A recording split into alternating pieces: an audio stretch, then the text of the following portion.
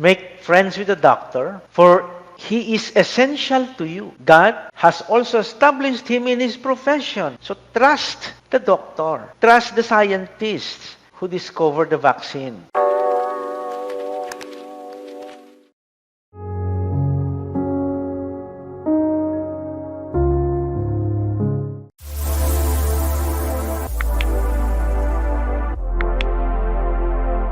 The wisdom books of the Old Testament. Ang pinamagatan ko lang na medyo attractive para ma-attract, para maengganyo yung mga gustong mag-aral ng Bible, how to live wisely. Kasi nga, ang pag-aaralan natin ay mga teachings of the sages, wise men, maybe women as well, no, in the Bible. Meaning Old Testament, OT, Old Testament. So, sa mga bago, every 8 p.m. ito dito sa Facebook group natin, Wednesday. Tapos yung code na ito, pwede nyo i-share doon sa mga kakilala nyo. Yung code na yan, QR code, ay papunta sa Facebook group natin. Human beings have wisdom, machines have intelligence, animals have instincts. O yung animals may wisdom din eh. Pero human beings have wisdom. Hindi ko po sabi yan, hindi rin yan sabi ng Biblia, sabi ng founder ng Alibaba, one of the richest men in the world, yan si Jack Ma. So, you see how important yung wisdom sa pagiging tao natin. Agad-agad gusto kong i-define, working definition, kung ano yung karunungan, English wisdom, para meron tayong pinanghahawakan katuturan o definition. Late, maybe siguro after na mag-aaral tayo, baka may sarili kayong definition o meaning ng wisdom. No? Pero at the start, gusto kong sabihin agad yung nasa isip natin habang binabagtas natin ang wisdom literature, the teachings of wise men, mostly men, and perhaps women in the Bible. So, what is wisdom? Daming ibig sabihin ng wisdom. May wisdom tooth pa nga. Pero when we talk about the Bible, I am thinking of this, a practical knowledge of the laws of life and of the world based on experience. No? Practical. Knowledge siya, pero practical. Similar to a skill. Di ba? Matalino ko nga, hindi ka naman marunong magpalit ng gulong. So, hindi ka naman marunong magkarpintero. So, there's a practical knowledge. Pero knowledge of what? Yung life natin. How we spend life wisely. No? Of life and of the world. Hindi napapag-aralan. Hindi galing sa libro. Hindi galing sa formal school. Kundi galing sa karanasan. Experience. So makikita later on ninyo dito yung mga turo ng mga pantas, teachings of the sages are called or have come from their experience or their observation of how things work in the world at paano ka mabuhay sa mundo na how to navigate life. Bawa, may pandemic na yon, paano ka didiskarte para you will survive. Ayan. That's wisdom. In the meantime, okay? Ito muna yung ating working definition. So, practical knowledge of the laws of life and of the world based on experience. Okay, now let's immediately sampulan natin ng mga turo ng mga wise men and women. Before that, alam niyo ba dito sa Sacred Heart Parish Shrine, sa mga hindi nakakalam, ako pong parish priest dito currently. At kahit pandemic, I noticed ang daming nagpapakasal dito. Of course, we did a point na kasal-friendly ang church, meaning mababa yung dapat nilang obligation na donation o bayaran. 50% lahat ginawang very cheap para madaling wala masyado yung complications ng financial and so forth. At Ako ang nagkakasal if wala akong online classes in the morning. I take all the interview, ini-interview ko yung may kakasal. At the same time, kinakasal ko sila. Walang misa, only yung rite. Pero mayroong bridal march, yung tinatawag nila na walk down the aisle ng mga bride. And ito ang common na malimit kong napapansin, napapakinggan, yung walk down the aisle ng bride na background music, ang pinaka-popular, kasi ilang beses yung inauulit pinaka-popular ay yung awit na wise men say, only fool rush in, but I can't falling in love with you. So, wise men say, huwag kang magmadali na pumasok dyan. Only fools ang nagmamadali. So, ang opposite ng wise men ay fools. Yun din sa Bible. No? Wise and the fool. No? Huwag kang magmadali. Only fools rushed in. Pero I can't help, sabi ng kanta, falling in love with you. Kaso, minsan yung karamihan na kinakasal ko ay more than 5 years na silang magkakilala, magkasintahan. So, hindi sila talaga sumusunod do sinabi noong kanta. Sinusundan nila yung wise men na nagsabi, only fools rush in. Pero maganda kasi yung song, kaya yun ang pinipili nila. Okay, back to reality time. Back to our problem. Let's, sample lang muna. Kasi ngayong gabi is introduction to the wisdom box. Panimula pa lang. We will deal with book by book next time. At, yes, alam kong dahil sa pandemic nga, no? May sakit, kayo o yung kamag-anak ninyo o tayo o members of the community o what, ang number one na unang mararamdaman natin ay anxiety. No? Anxiety. Takot. No? Paghiga mo sa gabi, halimbawa isipin mo yung mga problema, isipin mo yung mga may sakit na kasama mo sa bahay, mga mahal mo sa buhay, ikaw din, may malaking possibility na magkakasakit ka. Although, siyempre, napakalaking bagay yung nabakunahan na tayo, but still, nandyan yung anxiety. No?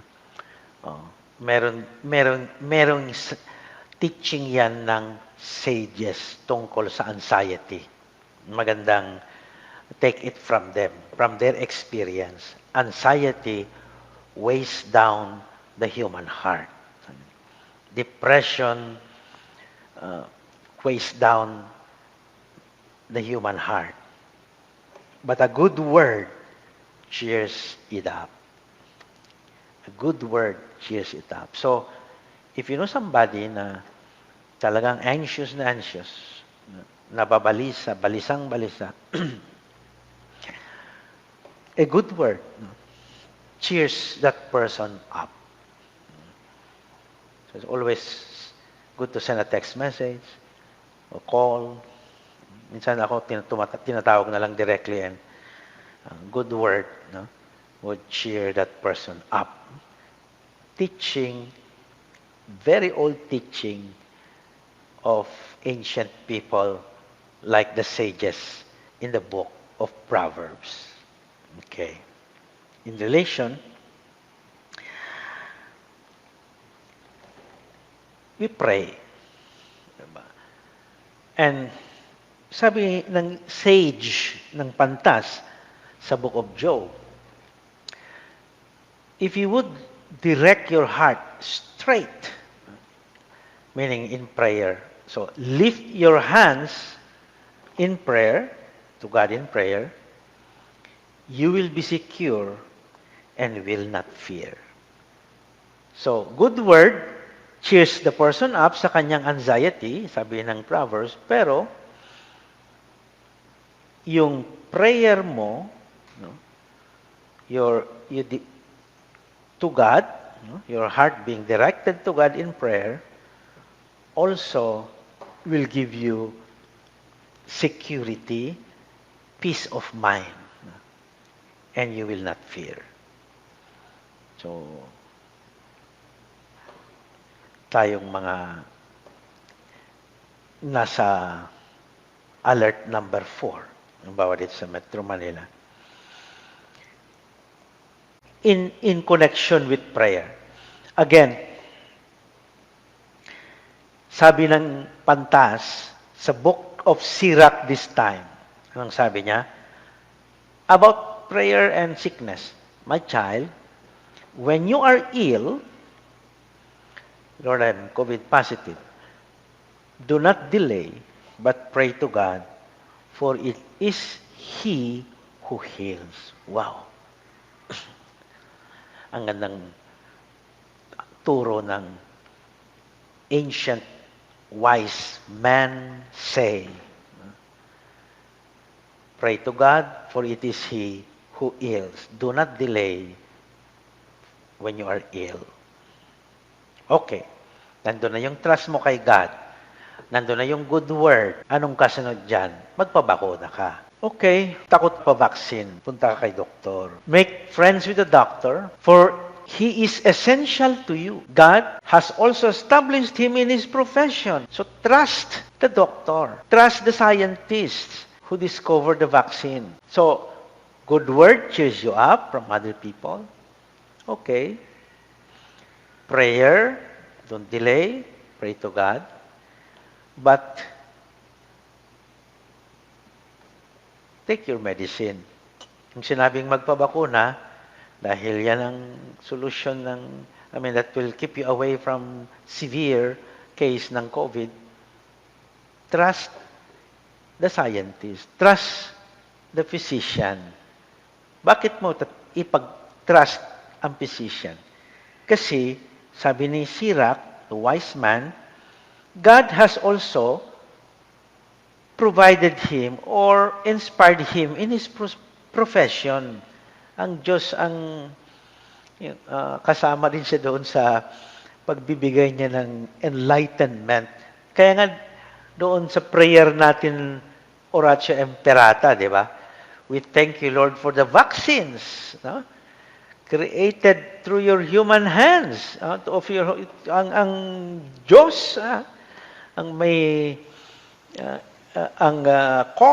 primary cause ng discovery ng mga vaccines. Through ang instruments, mga scientists. So, hindi bago yan. No? Panahon pa ni Sirach. Okay. Another sample. Okay. Alam natin, marami tayong nawalan ng mga mahal sa buhay, very close to us.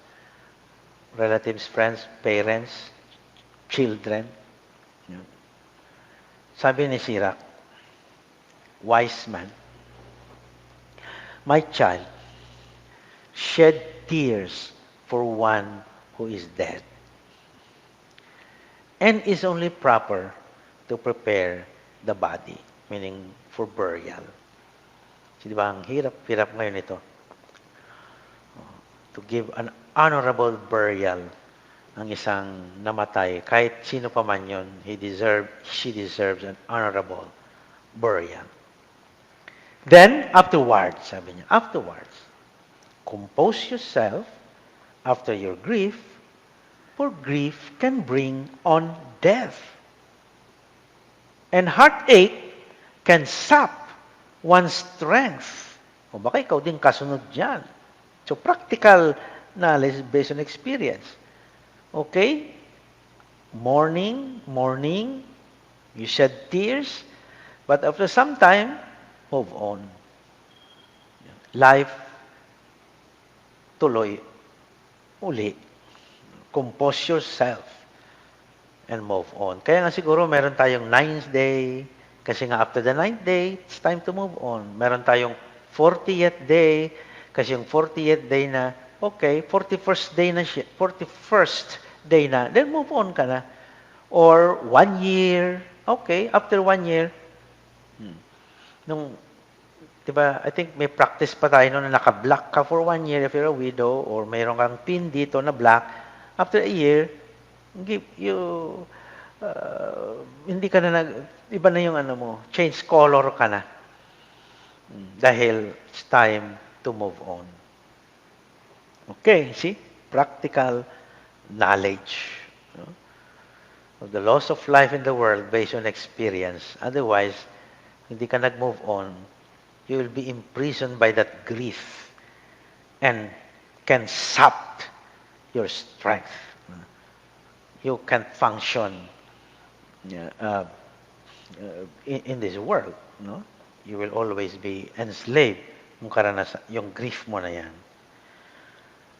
Let's entrust the dead, our dead, to the Lord. Sabi nga ni Wisdom, Book of Wisdom naman ngayon, yung sage, yung wise man na nagturo o nagsulat ng Book of Wisdom, sabi niya, yun daw, souls of the righteous are now in the hand of God, and so no torment shall touch them. So the righteous person is now in the hand of God. So, compose yourself. Time to move on. God is now the possessor of those souls. No? Kumbaga, di ba sabi natin, hiram sa Diyos at bumalik na sa Diyos yung hiniram na buhay. Okay, marami tayong problema sa gobyerno, politics, sa pamunuan. Mukhang alam naman ng mga sage ang problema ng tao noong unang panahon. Kanilang leaders. Narinig natin yan sa mga prophets. Paano nila binanatan yung mga leaders. They're the critic of the kings, of the priests. Yung mga sages, hindi lang sila teachers ng skills o to get also yung buhay politika. For example, sabi ng wise man in the book of Proverbs, when the righteous are in authority, kung ang matuwid ang namumuno is in power or are in power, masaya tayo. People rejoice. But when the wicked are in power, the people groan. Kaya nga tayo groan ng groan ngayon. Kasi there's something in the ones who are in power. So, describe lang ni wise man yung nakikita niyang pangyayari nung panahon niya. Kung may matawid kayong leader na nasa authority, righteous yan, masaya kayo. Everyone is happy. But, kung ang leader ay wicked, people groan. Magko-complain. Yan. Kaya, kung may magko-complain, big sabihin, there is something wrong. Kasi, sabi din ni Book of Proverbs, yung wise man sa Book of Proverbs, a wise king knows the wicked. Alam niya yung mga, kumbaga, sinasala niya.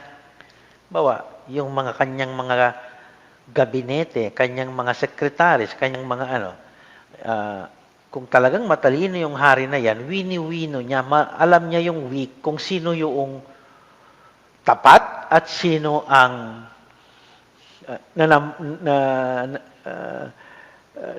nanamantala lamang, taking advantage of closeness to the one in power or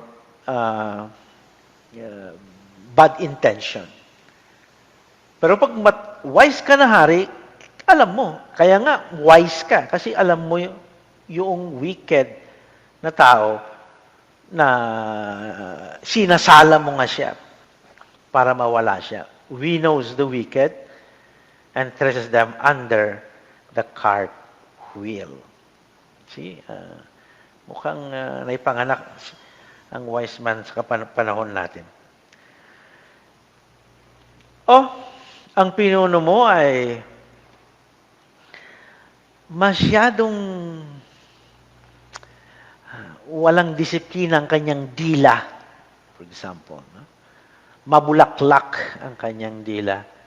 Kasi yung bulaklak na yon na hindi naman magandang bulaklak, kundi alam na natin.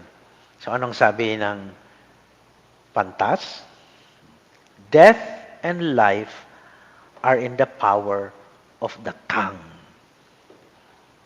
Those who choose one shall eat its fruit, meaning its death. Warning sa mga yun. Hindi mo pwedeng sabihin, nagmumura lang naman yan. Hindi pwede yun. Kasi sabi nga ni Proverbs, sabi nga ni Sage of old, death and life are in the power of the tongue. O napoprove natin ito ngayon. Sa isang salita lang, patayin, mamatay talaga. So, okay. Next, sample. Marami ngayon yung nagtetestigo, ini-investigate, nagsasabi ng katotohanan o hindi. Lie detector test, paano? Sabi ni Proverbs, the sage, the wise man, sabi niya, an honest witness tells the truth. A false witness tells lies. So kung naglalay yung witness mo, false witness yun. Huwag mong paniwalaan. Yan, mga simple criterion yung kung ang tayo nagsisinungaling o hindi, o magtetestigo ka, puro kasinungaling sinasabi mo, false witness ka. Yun. Oh. Tatamad-tamad ka ngayon. Dahil hayahayang buhay, no? Kailangan dumiskarte, pero may mga tamad pa rin. Sabi ni proverb na wise man, or woman, wise or sage, take a lesson from the ants. Kaya sabi ko kanina, ang ants, ang animal may or an insect, meron din niyang wisdom eh. Hindi yung katulad na sabi ni Jack Ma. Take a lesson from the ants, you lazy bones. Learn from their ways and become wise. Bakit? Kahit wala daw silang prinsipe or governor or ruler to make them work, walang nag-uutos para sila magtrabaho, they labor hard all summer. Kasi nga pagdating ng tag-ulan, may pagkain. Gathering food for the winter. Wala naman tayong winter di sa Pilipinas, di tag-ulan. May pagkain. That's why I'm thanking really, of course, the Lord and the past parish priest dito sa parokya ng Sacred Heart. I think number 15 ata o number 14 parish priest since 80 years ago. They were able to save some money. Hindi ginamit sa mga projects, hindi ginamit sa kung sa ano, but save. So, winter time ngayon, tag-ulan ngayon ng mga simbahan.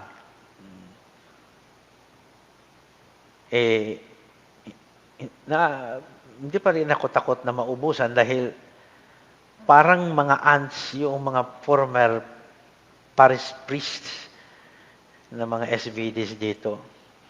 Siguro nagtipid sila not knowing that what they save would be magagamit na ngayon sa ganitong pandemya, ganitong walang income ang mga simbahan.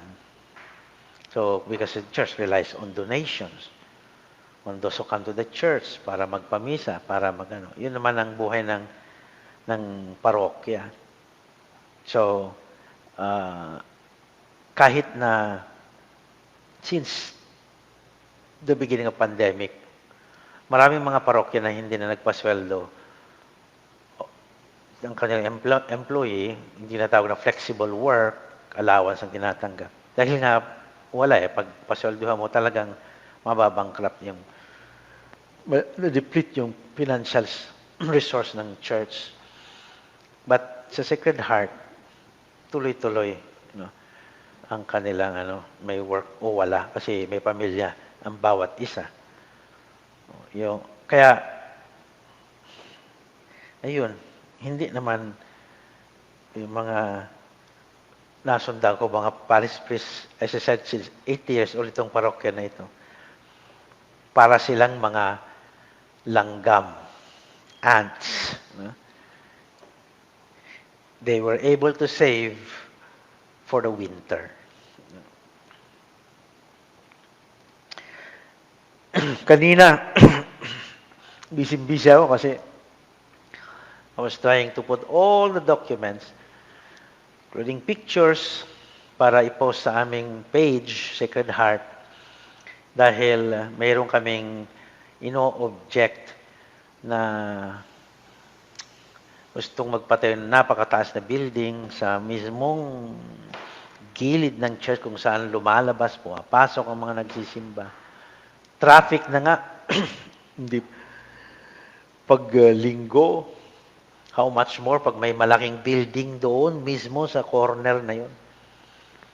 Dami pang kahoy na 46, 50 years old na mga kahoy na half a century na. At di ba lagi pang sinasabi, don't cut trees, yung kahoy kailangan na, especially sa city. Kung katulad ko, taga-Abra, maraming kahoy doon, you will not probably mind kung cut ka ng isang punong kahoy, pero you are in the city, Quezon City. So someday, mawawala lahat ng mga kahoy dito kung gano'n ang may magpatayo, putol ang kahoy. Yun ang object namin yun.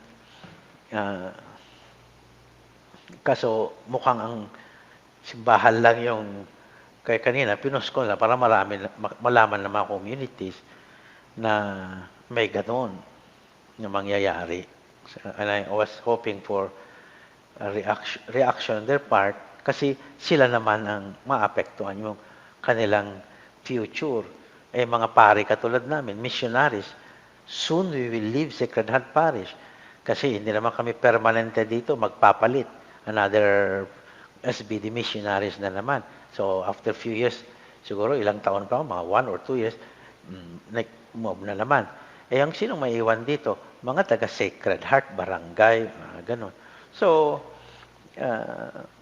sabi pa nga ng Pantas sa Book of Job, tama-tama sa season of creation, which is September to October 4, season ng kalikasan, sabi ni Pope Francis, until Fiesta ni Saint Francis sa October 4. Yun yung season of creation from the whole month of September until the 4th of October.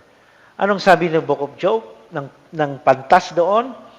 For a tree, there is hope even if it is cut down. Siguro galit yung gumawa ng Book of Job, yung sage doon, dahil naputol siguro yung kahoy. That tree, if it is cut down, there is hope. Hopefully, ganun. It will sprout again. Its tender shoots will not cease. Sana ganun yung mangyayari sa mga pinutol na punong kahoy. Ito yung some of the trees are now have fell down already. Itong mga kahoy na ito. Marami sila inside and outside. Tapos, Sacred Heart na dito. Ditong, na ito. Yun. Okay. Yun yung mga samples na marami pa yan sa wisdom books. Kaya, point number 2 dito, titignan natin yung mga libro na mapapag-aralan natin. The books that, the subject matter natin na tinatawag na wisdom books. Okay. 5. Kaya tinawag na wisdom Pentateuch. 5 penta. 5 books to be studied. Okay? Na tinatawag na wisdom books. Book of Proverbs, Book of Job, Book of Ecclesiastes, or Kohelet, ang tawag din yan. Sirach, or Ecclesiasticus. Huwag kang magkakamali yung Ecclesiasticus at Ecclesiastes, halos magkaparehas. Kus yung isa, S yung isa. Book of Wisdom, or sometimes it is called Wisdom of Solomon. So, 5. So, next week, pisahan natin, Book of Proverbs. So, pag nagtuturo ako sa seminaryo, ito yung 5 libro for 1 semester. Tignan natin hanggang kailan ito matapos. Yung 5 na ito. Naka-session 44 naman tayo. So, kung nakapagtiyaga kayo from session 1 to session 43, which means 43 weeks, there is no, siguro, dahilan na hindi kayo makapagtsaga pa ng 44, 45, 46, 47, 48, 49, 50, maybe 50 sessions, 51 sessions. Until 51 sessions, meaning to say, 44, mga 6 or 7 sessions all in all. And then, may mga other book writings or books na meron ding tema ng wisdom, pero not the whole book.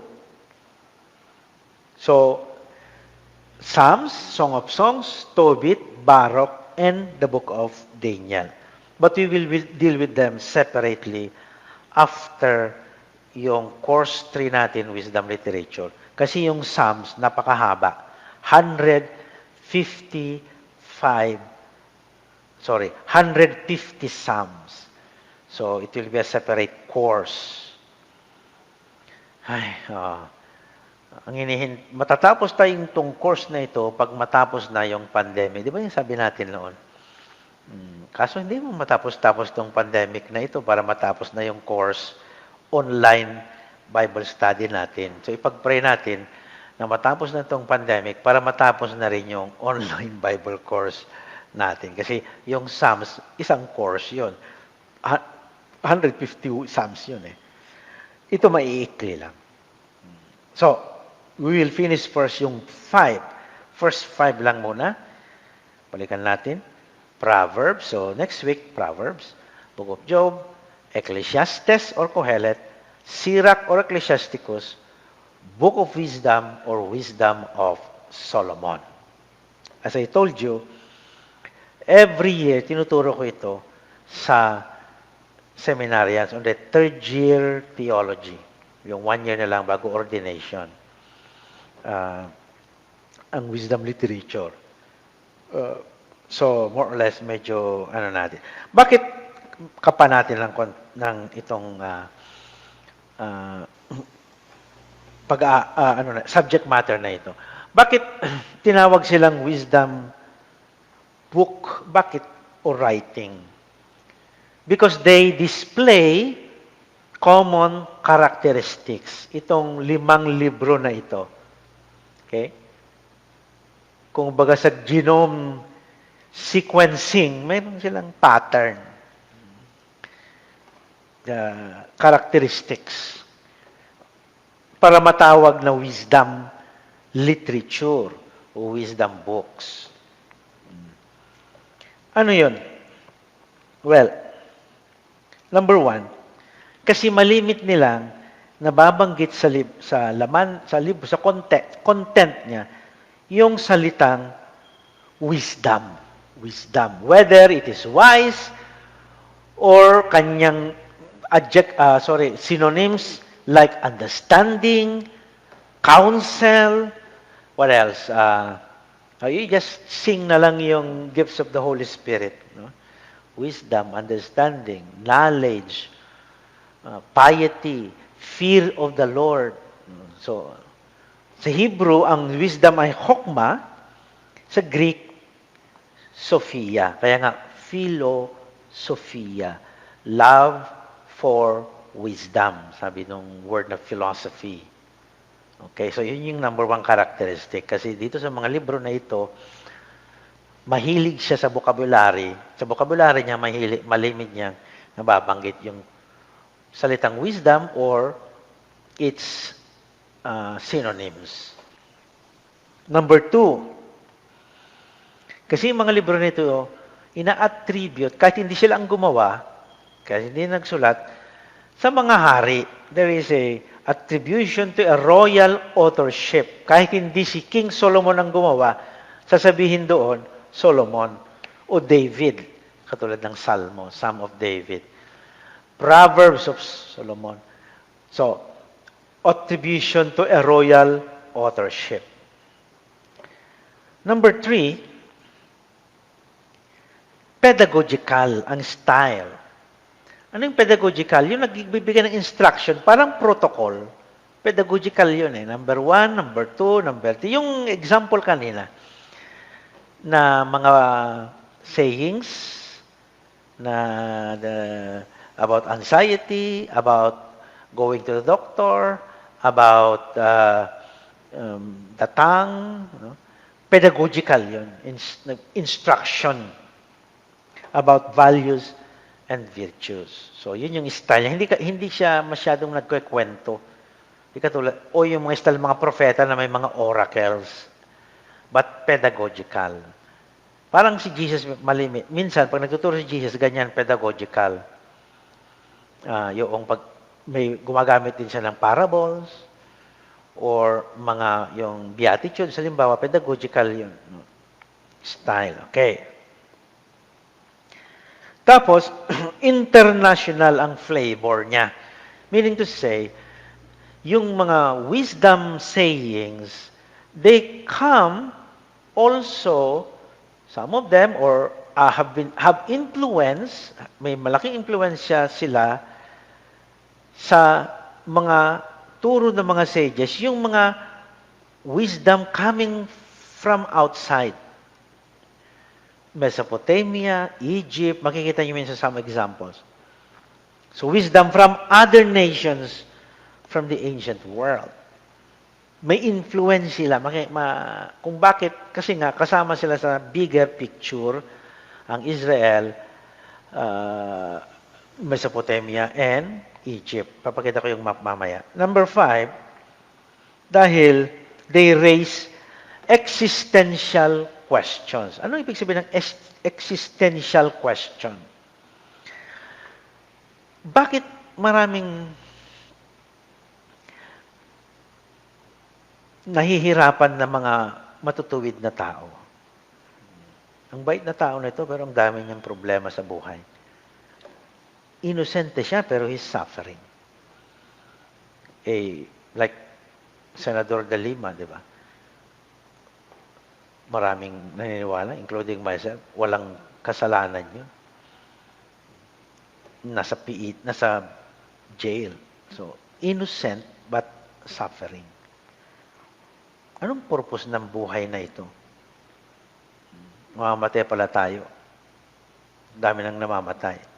So, ano pang direction ng buhay na ito? Hindi naman ako makalabas sa aking tahanan. So, what is now the purpose of my life? So, existential question.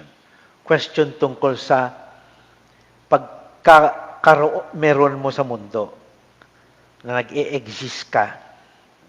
Okay. At cosmological. I think this is pang-anim. Ano ibig sabihin ng cosmological? Mahilig siya sa tema na beauty of creation. Katulad kanina yung kahoy na pinuputol na may pag-asa pa. Or, sasabihin niya, ang gumawa niyan ay God. God as the creator. So, Book of Wisdom, mahilig yan. Sa mga wisdom books, They have a special interest sa cosmos. Cosmos ng mga bata kami iniinom, soft drinks. Cosmos, ibig sabihin in Greek ay from the Greek word, cosmos, world, mundo, earth, halimbawa. So, beauty of the world, beauty of creation. So, marami kayong aabangan na. And, I think this is number 7, if I'm not mistaken, the theme of the fear of the Lord. Laging sinasabi yan sa mga wisdom books. The beginning of wisdom, fear of the Lord. So, ano ba yung ibig sabihin ng fear of the Lord? We shall explain this. Pag naka-encounter na tayo, malimit yung mga encounter expression na ito. The beginning of wisdom is fear of the Lord. So the principle of wisdom is fear of the Lord. Whatever that means, fear of the Lord, we shall be explained in the near future. Kasi ito nga ang tema ng wisdom literature. Quickly, dahil mauubusan na tayo ng time. Actually, 9 o'clock na. Wisdom in the ancient world. Kasi nasabi ko kanina, international yung wisdom.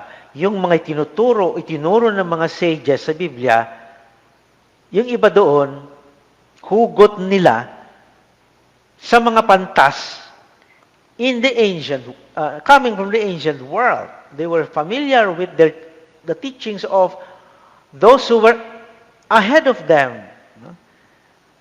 Ang ancient world, sa area ng Bible, ay ancient, ang tawag dyan ay ancient Near East, which is roughly the Middle East today.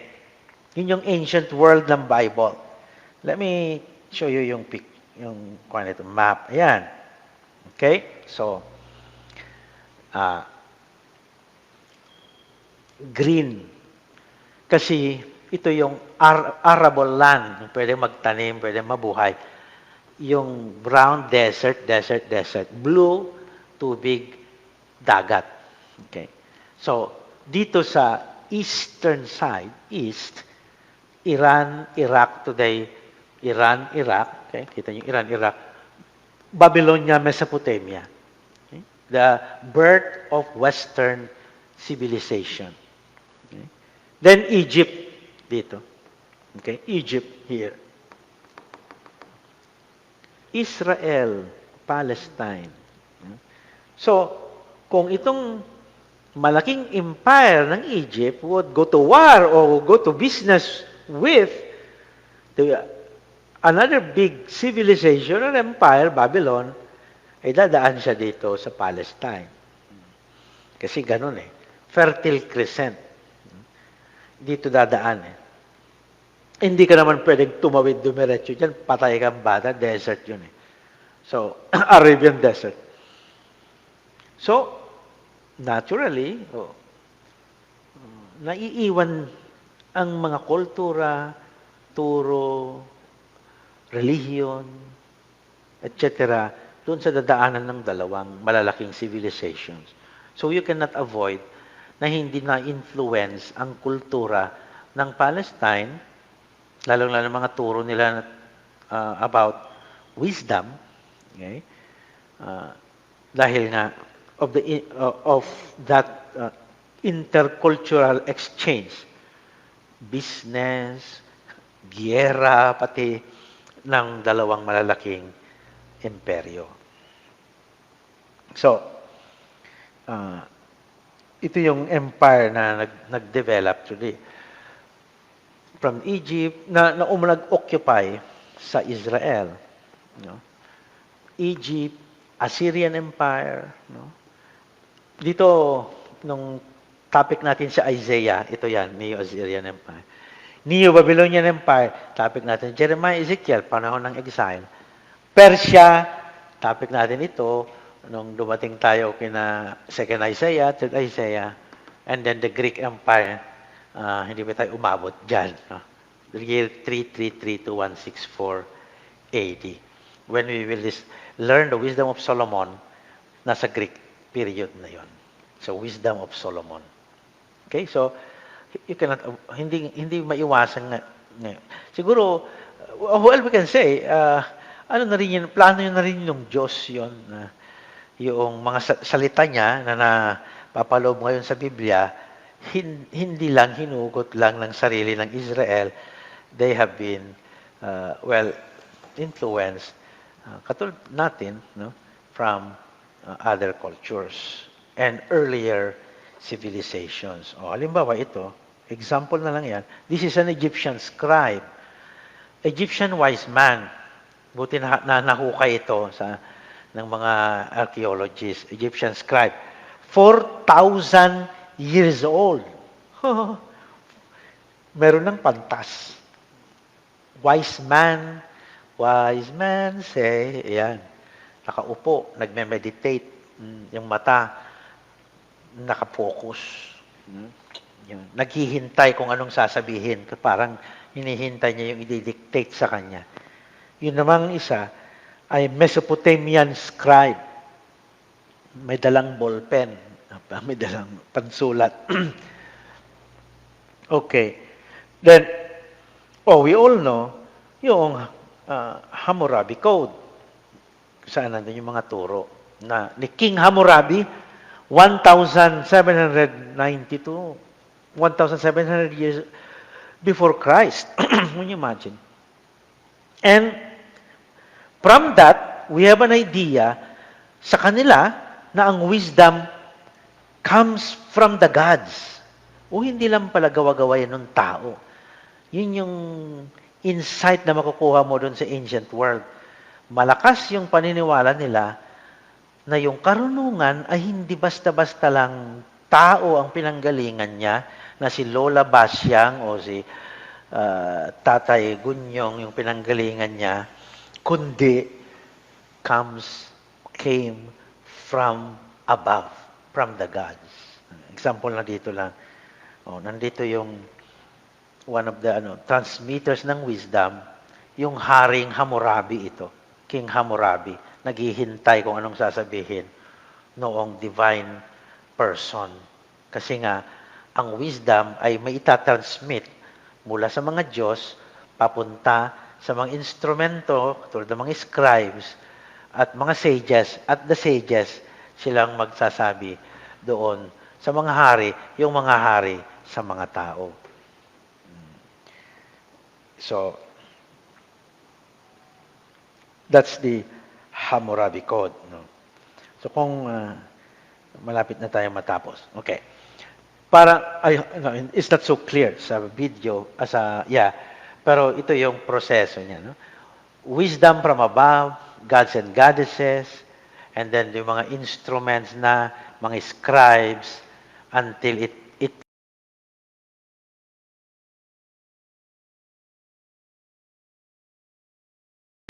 kapag dating natin sa Biblia, ganun din yung idea nila ng wisdom. Kaya nga, sabi nila, the fear of the Lord is the beginning of wisdom. Saan na nila nakuha yung insight na yon? From their neighbors, from the ancient world. Malakas ang paniwala na ang karunungan is coming from above. It's a gift of the gods for the human beings to have a practical knowledge, to know the laws of life and of the world based on experience. And that experience is inspired by their gods. Magbigay ako ng halimbawang mga turo ng mga wise men noong unang panahon sa ancient Near East. Bago dumating ang mga wise men and women ng Israel. Yung kanilang ancestors of wisdom, knowledge. Halimbawa, yung instruction of a certain Shurupak, siguro ama ito, isang ama.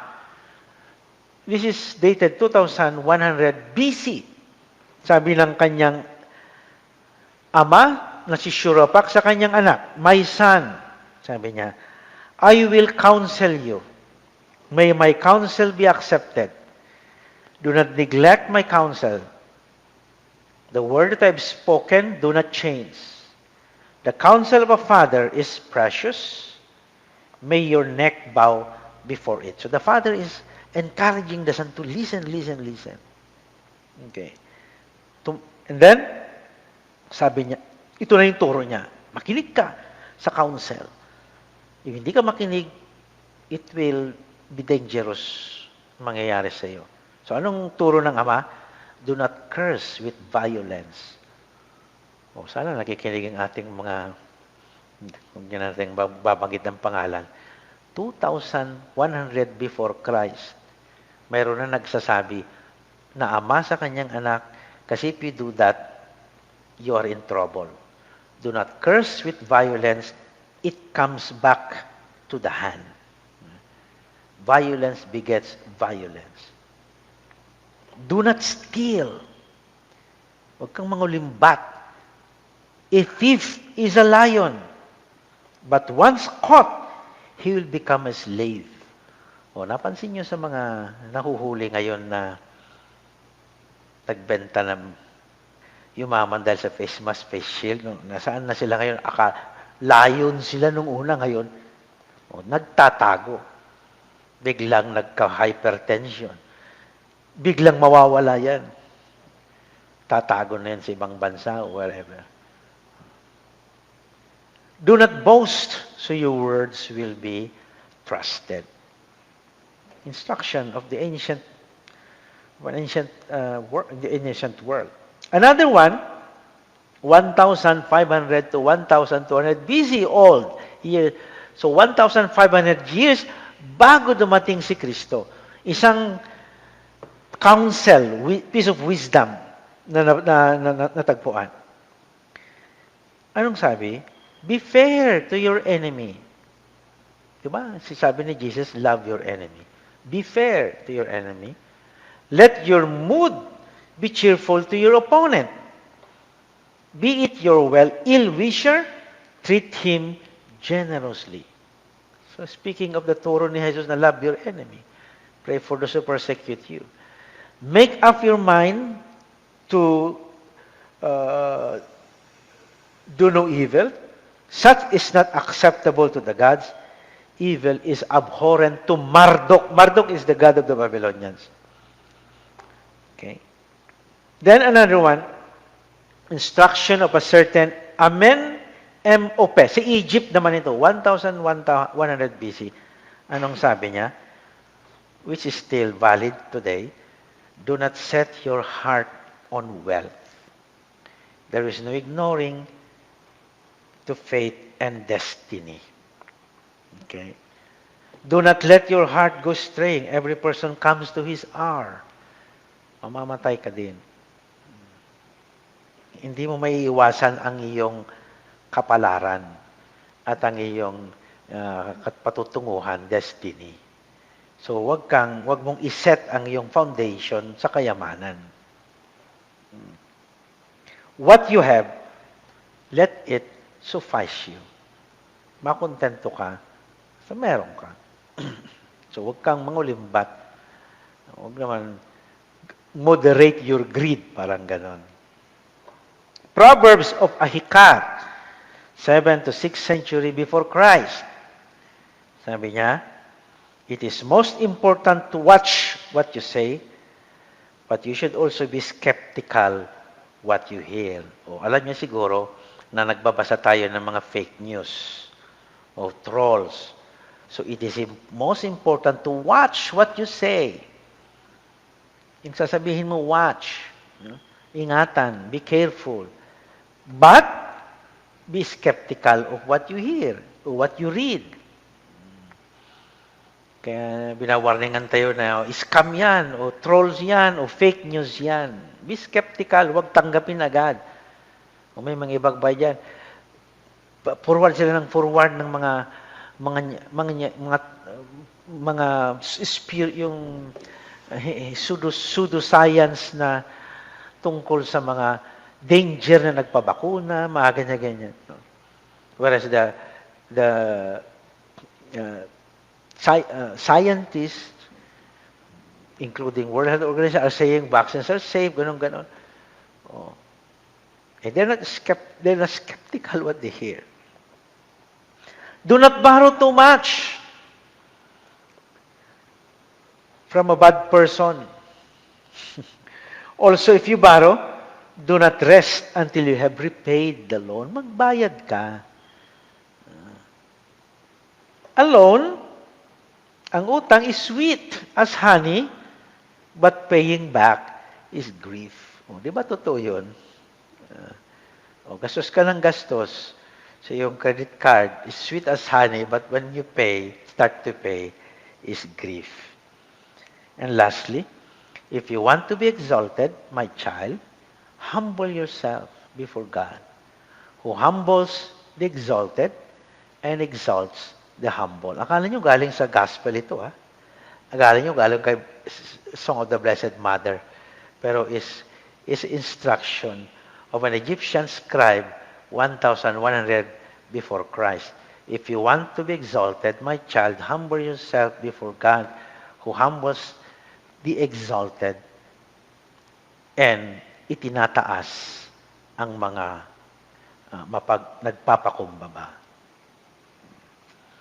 So, learn the world, the wise, mga tanong nila, the ways of the wise every Wednesday at 8 p.m. So ito po si Father Randy Flores ng Sacred Heart Parish Shrine, Quezon City, Director ng Biblical Apostolate of the Diocese of Cubao, and also in charge of the Biblical Ministry of the Society of Divine Word here in the SVD Philippine Central Province. May the Lord keep you away from all harm and evil. May the Lord bless you, the Father, the Son, and the Holy Spirit. Amen.